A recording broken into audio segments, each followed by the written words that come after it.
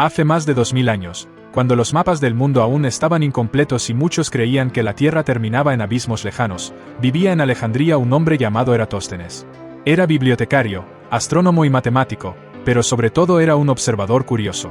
No necesitaba viajar a los confines del mundo para hacerse grandes preguntas, le bastaba con mirar atentamente las sombras que proyectaba el sol. Eratóstenes había escuchado una historia interesante sobre la ciudad de Siena, al sur de Egipto.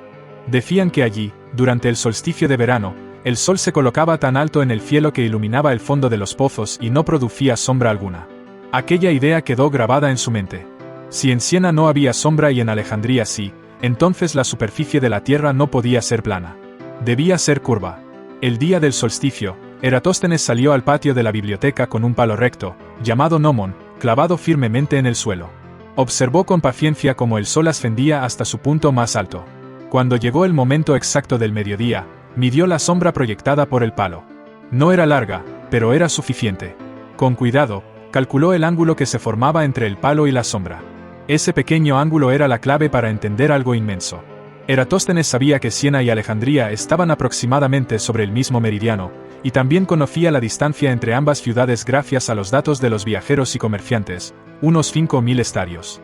Si el ángulo medido en Alejandría representaba una fracción del círculo completo de la Tierra, entonces esa distancia debía corresponder a la misma fracción del tamaño total del planeta. Con cálculos sencillos pero ingeniosos, concluyó que el ángulo observado era aproximadamente una 50ª parte de un círculo. Multiplicó la distancia entre las ciudades por 50 y obtuvo una cifra sorprendente. La circunferencia de la Tierra era de unos 250.000 estadios. Aunque la medida exacta del estadio variaba, el resultado era asombrosamente cercano a las mediciones modernas.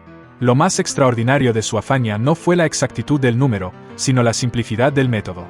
Sin telescopios, sin satélites, sin tecnología avanzada, Eratóstenes había medido el tamaño del mundo con un palo, una sombra y el poder del razonamiento. Su descubrimiento demostró que el conocimiento no siempre requiere instrumentos complejos, sino una mente atenta y dispuesta a unir ideas. Mientras el sol descendía lentamente aquella tarde, Eratóstenes guardó sus notas sin saber que su experimento sería recordado miles de años después. En silencio, la Tierra seguía girando bajo sus pies, exactamente del tamaño que él había calculado casi sin moverse de su ciudad. Así, con humildad y observación, un hombre logró medir lo que parecía imposible y dejó una huella eterna en la historia del conocimiento humano. Y no olviden suscribirse, darle a la campanita y dejar su like.